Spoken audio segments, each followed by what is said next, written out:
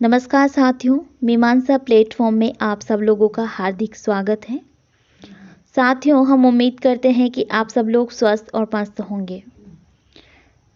आज हम महाकाव्य की श्रृंखला प्रारंभ किए हैं और इस श्रृंखला के अंतर्गत हमने जैसे आपको पूर्व में बताया था, पाठ्यक्रम की जब हमने चर्चा किया था कि महाकाव्य हमारे प्रश्न पत्र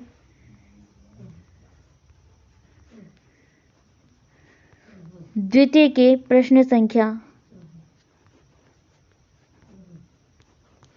1 से संबंध रखता है।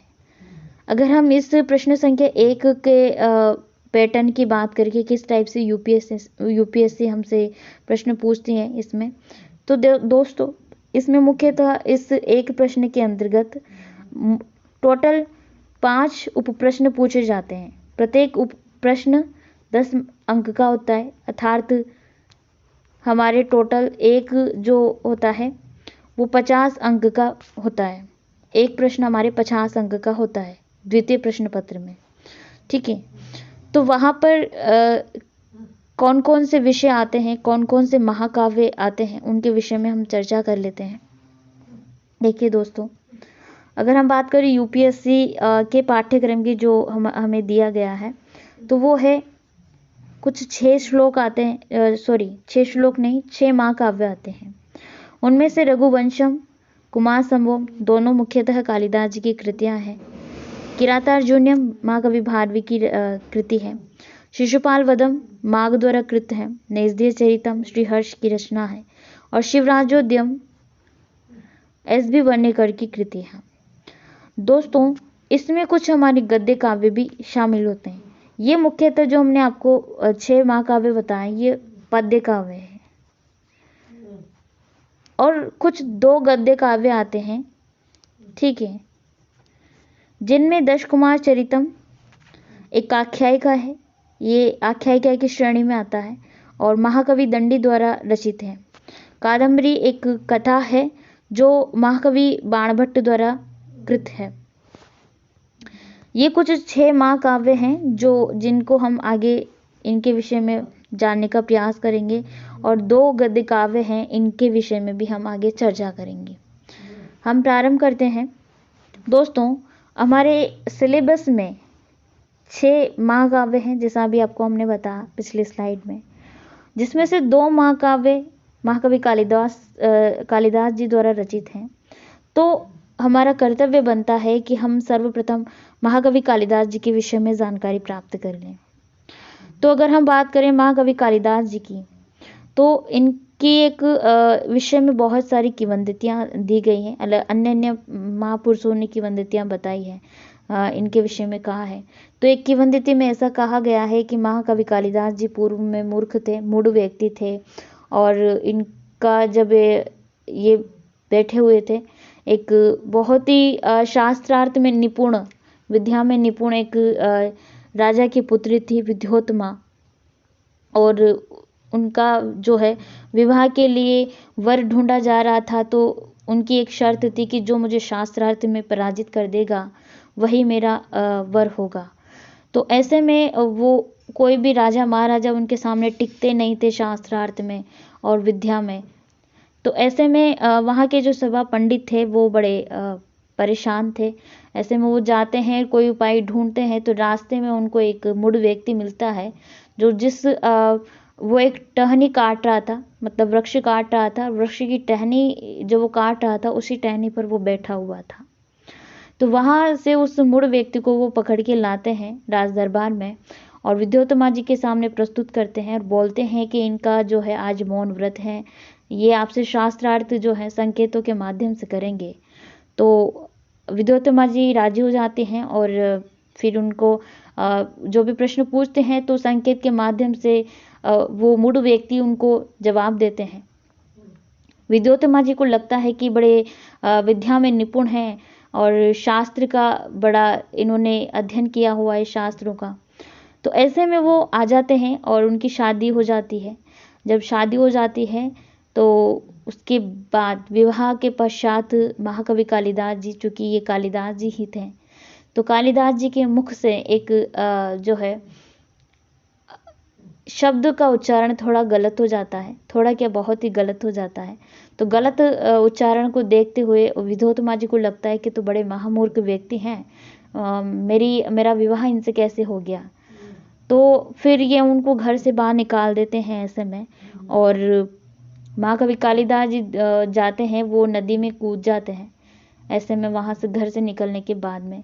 तो दिव्य शक्ति एक उनको लेती है और ऐसा विवरण मिलता है कि कालिदास जी मुख्यतः उज्जैन से बिलोंग करते हैं। हालांकि कहीं पर ये ठोस इसका विवरण नहीं है, किंतु ऐसा इनके ग्रंथों से ज्ञात होता है, जो उनमें जानकारी मिलती है प्रकृति की या कहीं किसी चीज़ की।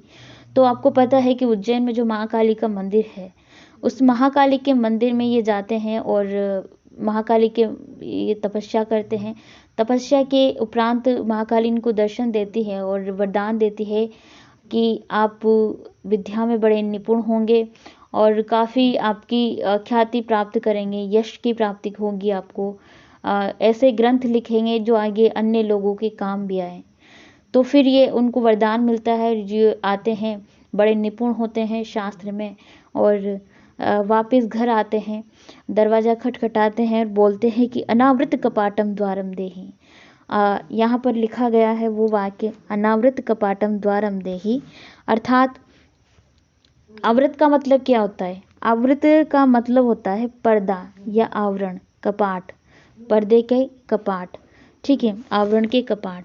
तो अनावृत का मतलब हो गया कि द्वार के कपाटों को खोलिए, देहि, द्वार के कपाटों को खोलिए, ठीक है। विद्योत्तमा जी से बोलते हैं, तो विद्योत्तमा उनकी जो है वाणी समझ जाती है कि ये वही हैं, मूर्ख व्यक्ति आए हैं।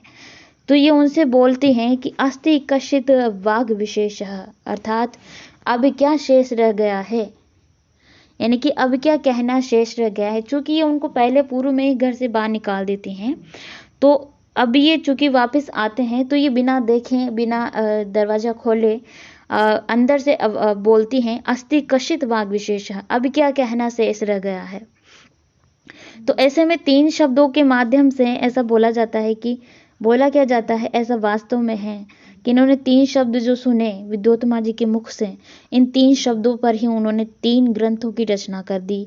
जैसे अस्ति से उन्होंने कुमार संभवम की रचना कर दी, जिसका प्रारंभिक होता है, अस्ति उत्तरशाम दिशि देवता आत्मा हिमालयो नाम नघाधिराजः। इस मंगलाचरण से कुमार संभवम का प्रारंभ होता है। वैसे कश्चिद से हमारा मेघदूत प्रारंभ होता है, कश्चिद कांता विरह गुरुणा स्वाधिकारात् प्रमतः।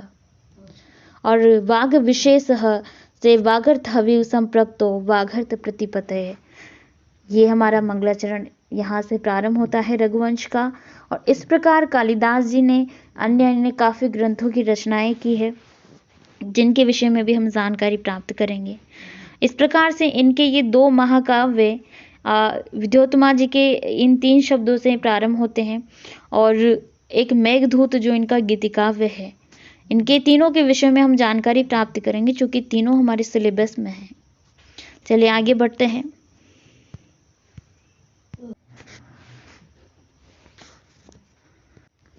दोस्तों, कालिदास जी के ग्रंथों से हमें ज्ञात होता है कि वो जन्म से ब्राह्मण तथा शिव भक्त थे, किंतु अन्य देवताओं का भी वो बड़ा आदर करते थे। मेघदूत एवं रघुवंश इस बात के परिचायक ग्रंथ हैं कि उन्होंने भारतवर्ष का विस्तृत भ्रमण किया था। यही कारण है कि उनका भौगोलिक वर्णन बड़ा ही सुंदर और स्वाभाविक है। उन्होंने राजसी जीवन और राज परिवारों का पूर्ण ज्ञान था। उन्होंने दरिद्रता आदि का वर्णन नहीं किया, जिससे मालूम होता है कि उनका जीवन बड़ा सुखमय और शांत था।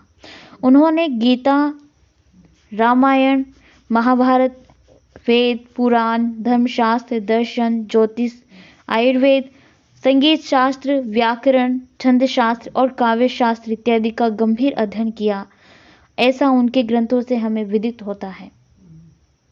दोस्तों, महाकाव्य के प्रमुख ग्रंथ जो वर्तमान में उपलब्ध हैं, उनके विषय में हम चर्चा कर लेते हैं।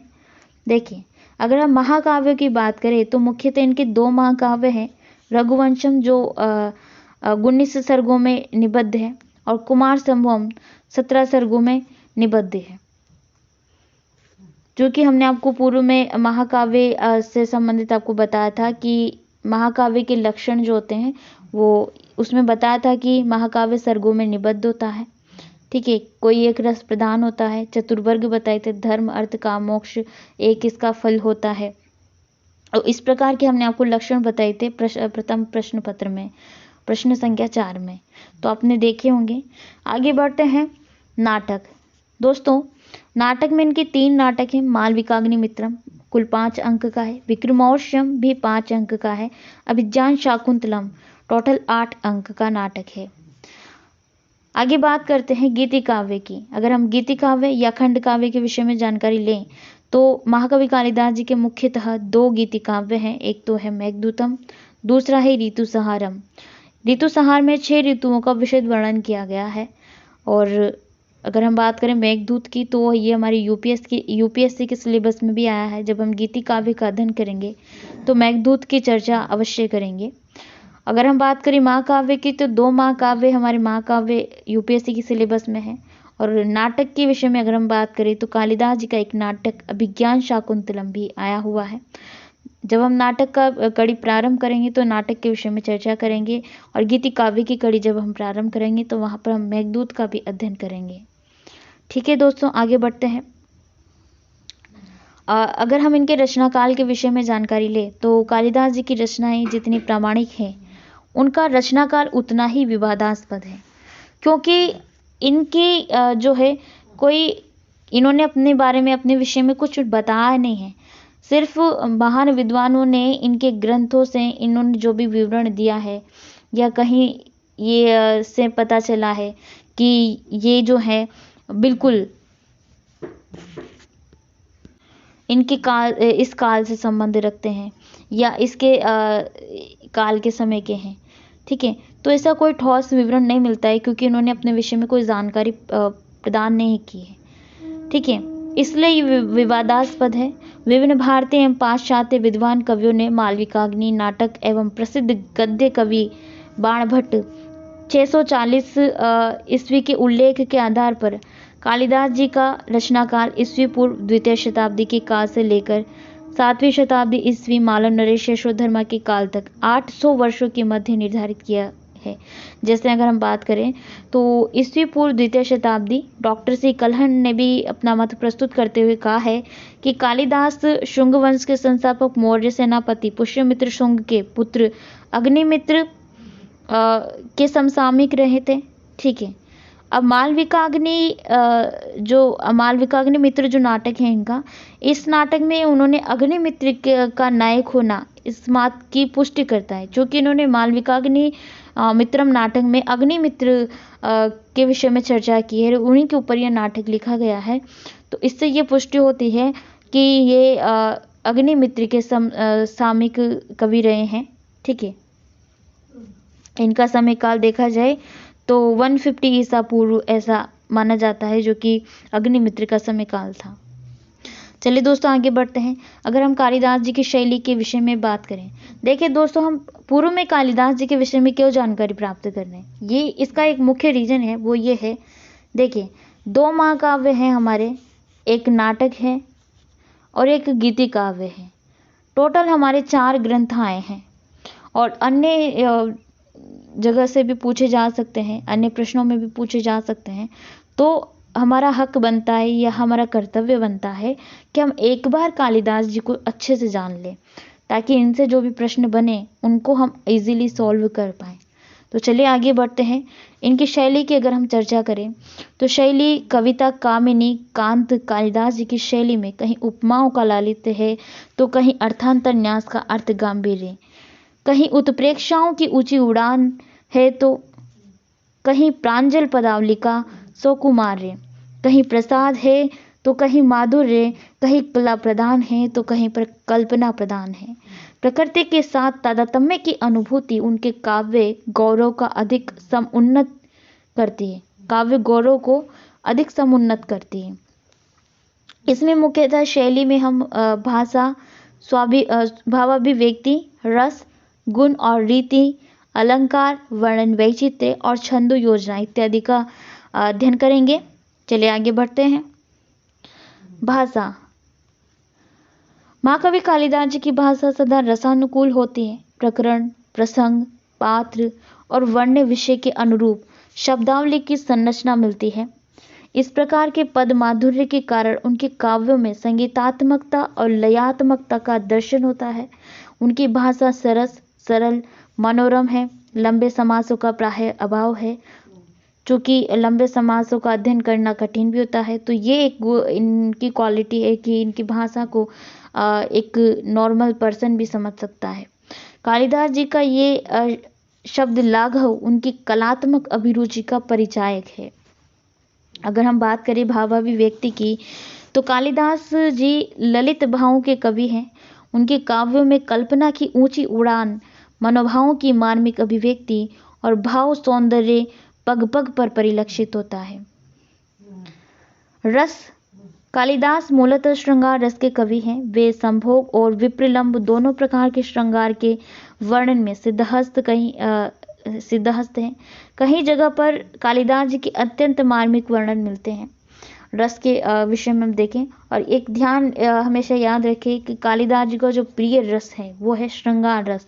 श्रृंगार रस में ही इनकी अधिकतर रचनाएं प्राप्त होती हैं। या यूँ कहें कि श्रृंगार रस के कवि कहे गए हैं, और ये उपाधि इनको दी गई है कि श्रृंगार रस के कवि हैं। आगे बढ़ते हैं गुण और रीति। कालिदास जी रस सिद्ध कवि हैं और उनकी लोकप्रियता का प्रधान कारण उनकी प्रसादपूर्ण, लालित्य युक्त और परिष्कृत शैली है।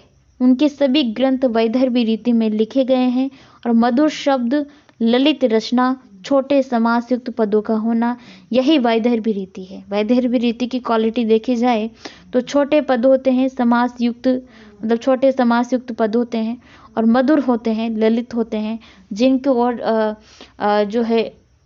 जो यजमान है, जो भी पाठक है, वो आकर्षित होता है, आह्लादित होकर आनंद प्राप्त करता है। ठीक है, पाठक जो होता है। तो इस प्रकार से प्रसाद, माधुर्य और रोज, तीन गुणों के ऊपर इनकी सत्ता रही है। ठीक है, आगे बढ़ते हैं। अलंकार। अगर हम अलंकार के विषय में चर्चा करें तो कालिदास जी के काव्यों में अलंकार विधान अनायास सिद्ध है। पद पद पर अनुप्रास, उपमा, रूपक, दीपक, अर्थांतन्यास और उत्प्रेक्षाओं के दर्शन होते हैं।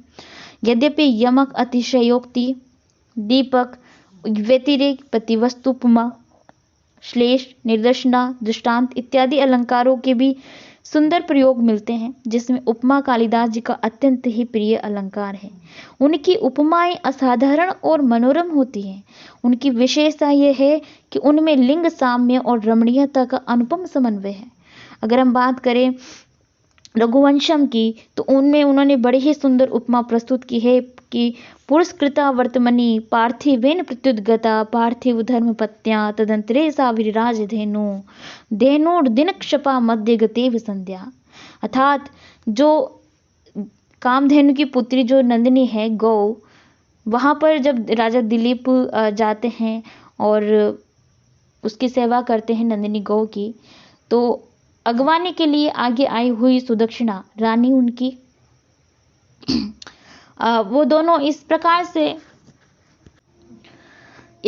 से प्रतीत होते हैं जैसे सूर्य और चंद्रमा के बीच में, या हम ये कहें कि दिन और रात्रि के मध्य में संध्या काल विराजमान होता है। तो यहाँ पर दिन की उपमा इन्होंने राजा दिलीप से, और निशा यानी रात्रि की उपमा महारानी सुदक्षिणा से के साथ में, और संध्या की उपमा जो कि उनके बीच में उपस्थित है नंदिनी गौ, उससे की है। और इस प्रकार इन्होंने तीनों की उपमा का प्रस्तुत करते हुए इस श्लोक का प्रादुर्भाव किया है। आगे भी हम इसकी चर्चा करेंगे जब हम रघुवंश हमारा महाकाव्य प्रारंभ करेंगे। चलिए आगे बढ़ते हैं। वर्णन वैचित्र्य। वर्णन वैचित्र्य, कालिदास जी के वर्णनों में वैचित्र्य और वैविध्य दोनों हैं। उन्होंने अंतः प्रकृति और बाह्य प्रकृति का सूक्ष्म निरीक्षण किया है। मनोभावों का विशद वर्णन, प्रकृति का मानवीकरण, प्रकृति के तारतम्य की अनुभूति, वर्णनों में सजीवता और स्वाभाविकता, भावानुकूल पद विन्यास, तात्विक वर्णनों के साथ व्यंजन वृत्ति का आश्रय, कला में कल्पना का संयोग और सरल भाषा में भावों की अभिव्यक्ति आदि गुण कालिदास जी की प्रमुख विशेषताएं हैं। संध्या काल में सूर्यास्त का कितना मनोरम वर्णन इन्होंने प्रस्तुत किया है। वही जैसे पुरस्कृता वर्तमनि पार्थिवेन प्रत्युद्गता पार्थिव धर्म पत्न्याः तदंतरे साविराज धेनु दिनक्षपा मध्य गदेव संध्या। इस श्लोक को तो हम यही बोलेंगे कि आप यहीं पर कंठस्थ कर लीजिए। ये सिर्फ आपके यहाँ अलंकार में नहीं, उपमा अलंकार को प्रस्तुत करने में नहीं, वर्ण वैचित्र्य को प्रस्तुत करने में ही नहीं, अभी तो आपके आने वाले जितने भी ग्रंथ हैं महाकवि कालिदास जी से संबंधित, उनमें आप इस शब्द को कहीं ना कहीं कोट कर सकते हैं, जहाँ पर भी आपको उचित संभावना लगती है। और रघुवंश में तो हम जाहिर सी बात है कि इसको कोट कर ही सकते हैं। तो हम यही कहेंगे कि इस श्लोक को और इस श्लोक के अर्थ को आप अभी के अभी जस्ट इसको याद कर लीजिए, कंठस्थ कर लीजिए, ठीक है, लिखने का प्रयास कीजिएगा। चलिए आगे बढ़ते हैं। छंदो योजना। महाकवि कालिदास छंदों के प्रयोग में अति कुशल हैं। वे भावानुकूल छंदों का प्रयोग करते हैं। करुण भावों को व्यक्त करने के लिए मंदाक्रांता छंद का प्रयोग तथा गहन एवं गंभीर भावों को व्यक्त करने के लिए वे शार्दुल विक्रीडितम छंद का प्रयोग करते हैं। रघुवंश तथा कुमार संभव महाकाव्य से ज्ञात होता है कि उनको छोटे छंद अधिक प्रिय थे। उसमें भी उनको अनुष्टुप अति प्रिय छंद है। उनका जो अतिप्रिय छंद अगर हम कहें तो वो अनुष्टुप है और अतिप्रिय अलंकार उपमा अलंकार है। तथा बड़े छंदों का प्रयोग उन्होंने सर्गांत में किया है, जहाँ पर सर्गांत में छंद परिवर्तन का काम होता है। महाकाव्य का लक्षण है सर्गांत परिवर्तन, तो उन्होंने वहाँ पर बड़े छंदों का प्रयोग किया है। आगे बढ़ते हैं। कालिदास जी की सर्वतोमुखी प्रतिभा उन्हें विश्व साहित्य में असाधारण स्थान प्रदान करती है। उन्होंने महाकाव्य, गीति काव्य तथा नाट्य रचना सभी में अपनी प्रखर प्रतिभा का समान परिचय दिया है।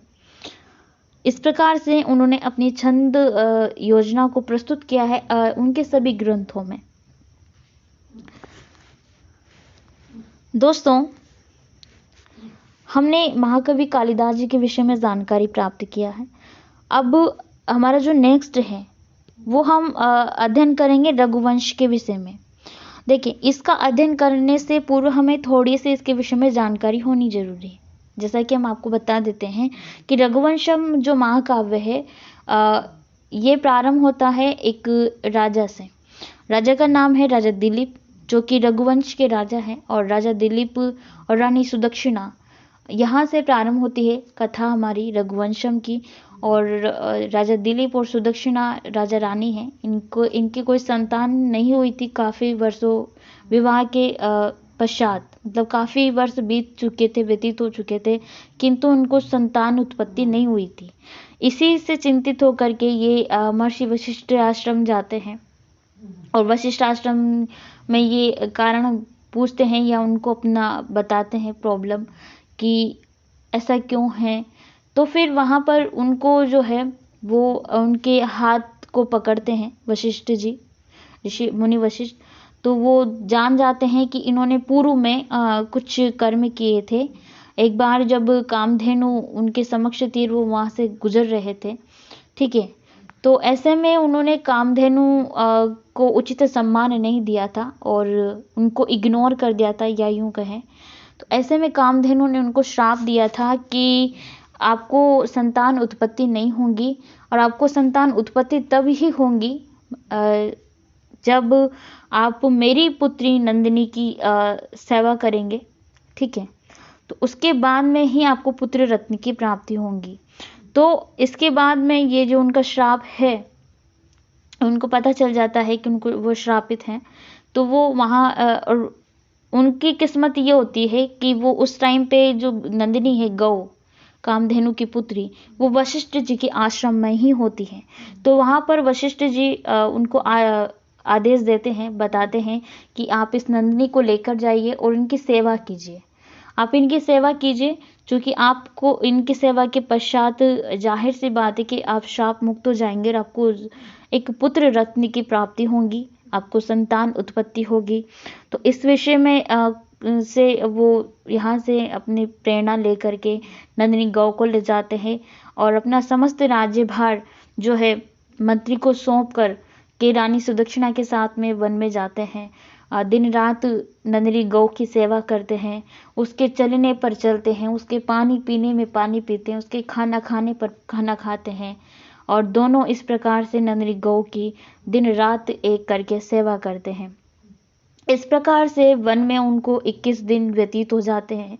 22वें दिन नंदिनी गौ उनकी परीक्षा लेती है और एक सिंह का रूप धारण करके एक गुफा में उनको ले जाती है। पहले तो वहाँ पर वो एक सिंह के आगे मतलब फंस जाती है, और सिंह एक मायाजाल रचती है कि जो वहाँ पर सिंह है वो नंदिनी गौ को खा रहा होता है। तो ऐसे में वो जो दिलीप होते हैं, राजा दिलीप, उनको बचाने के लिए अपना तीर बाण आगे करते हैं और बोलते हैं कि अगर आपको खाना ही है, अगर आप भूखे हैं तो आप इसकी जगह पर मुझे खा जाइए। तो इस प्रकार से वो अपनी जो है नंदिनी के प्रति सेवा को प्रदर्शित करते हैं। और इस प्रकार जब वो वहाँ से उनको पता चलता है कि ये नंदिनी गौ का ही मायाजाल है, तो उन्हीं की एक रचना है और उन्हीं ने ये क्रिएशन किया है। तो इस प्रकार से नंदिनी गौ उनसे प्रसन्न हो जाती है और उनको आशीर्वाद देती हैं कि जाओ राजा, आपको पुत्र रत्न की प्राप्ति होगी, अपने राज्य भार को संभालो, अपने राज्य पाट को संभालो और अच्छे से शासन करो। तो इस प्रकार से रघुवंश की कथा का प्रारंभ होता है, मतलब रघुवंश महाकाव्य का प्रारंभ होता है। और अन्य इसमें चूंकि 21 राजाओं का वर्णन है, हम आगे के वीडियोस में रघुवंश से प्रारंभ करेंगे। इसकी कथा आपने शॉर्ट में अभी सुनी है, ठीक है, बिल्कुल ऐसे ही है। और 21 राजाओं का इसमें विशद वर्णन किया गया है, कैसे इसमें महाकाव्य में आगे और क्या क्या हमें देखने को मिलता है। हम नेक्स्ट वीडियो में इसकी जानकारी आपको प्रदान करेंगे। तो अभी के लिए आप सब लोगों का बहुत बहुत धन्यवाद कि आपने विस्तार से हमें सुना, संक्षिप्त रूप में कहें या विस्तार में कहें, क्योंकि एक कथा हमने आपको बता दी रघुवंशम की यहीं पर, और दूसरा यह है कि हमने महाकवि कालिदास जी की किंवदंती के विषय में भी जान लिया। तो जाहिर सी बात है कि कालिदास जी से संबंधित हमारे प्रश्न हम आसानी से हल कर पाएंगे आगे, क्योंकि अभी हमें महाकाव्यों का अध्ययन भी करना है, तो और जानकारी भी प्राप्त करेंगे। तो इसी के लिए बहुत बहुत धन्यवाद कि आप यहाँ में सुने अंत तक और मीमांसा प्लेटफॉर्म पर बने रहें। तो इसके साथ हम नई जोश के साथ में, नई एनर्जी के साथ में आगे फिर मिलते हैं नए वीडियो में। रघुवंश महाकाव्य से प्रारंभ करते हैं, ठीक है दोस्तों।